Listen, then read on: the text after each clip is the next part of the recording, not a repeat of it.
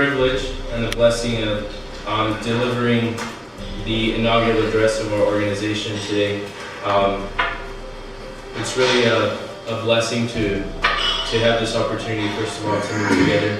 And I hope that as we continue our deliberations within the board of directors, that we're able to make a greater impact, not only within our own seminary, but within every seminary that encounters Seminaries for Culture of Life.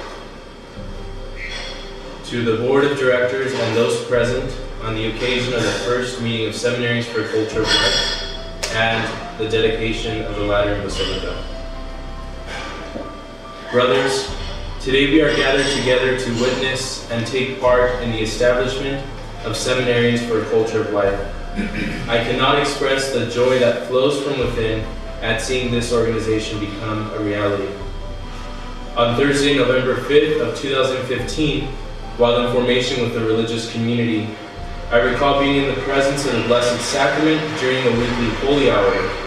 Having just returned from a very productive pro-life outreach at the college I was attending, I had the sudden realization that there was no program or organization directly aimed for seminarians in the pro-life movement.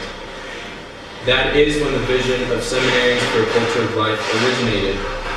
It was my hope to model this organization after Students for Life of America, but instead of focusing on college campuses, this organization, at the time known as Seminarians for Life, would focus on mobilizing seminarians to build a culture of life, starting at the seminary and then passing that same effort onto our parishes and communities. Through much prayer, I felt that this was my call within a call, through much prayer, I felt that my call within a call was to form such a program. Friends, nearly 2 years later, this vision becomes a reality today. There have been many joys and blessings that have come forth from my involvement with this effort. There have been great opportunities for me to use the gifts God has given me, and most especially through this effort, there has been a greater appreciation in our seminaries for the culture of life. On the other hand, brothers, there has also been struggles, long nights of work, times of trial, and moments where things seemed to have no directions. But it is in these times that the realization of our mission and our call to defend life strengthened me and encouraged me to persevere in this effort to foster and build a culture of life in our seminaries, parishes, and communities. James, Nicholas, Anthony, Chase, Alberto, and Ivan, my brothers on this board, thank you. Thank you for graciously accepting my request to have you as a part of this team. Brothers, we know too well that it is easier to walk down a path we're more comfortable with.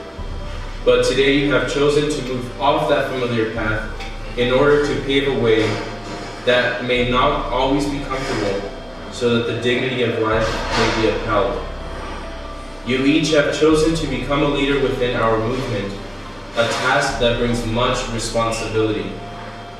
And although this commitment to the culture of life won't be easy, I can reassure you that every moment will be worth it.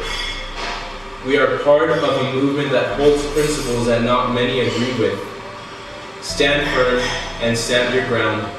With Christ as our foundation, we will not be shaken.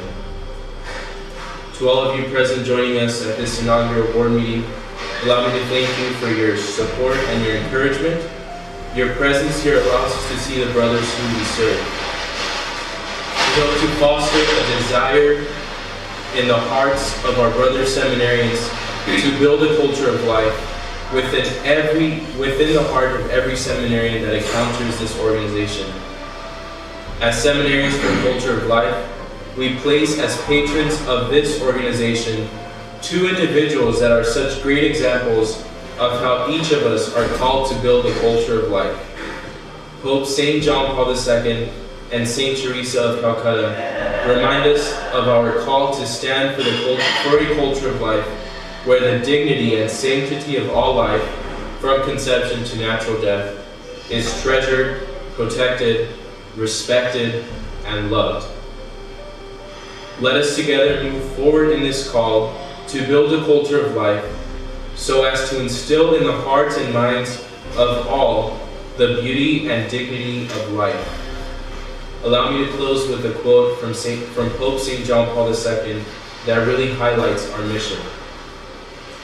Never tire of firmly speaking out in defense of life from its conception, and do not be deterred from the commitment to defend the dignity of every human person with courageous determination. Christ is with you. Be not afraid. Brothers, although we have much to do, let us never tire of firmly speaking out in defense of life.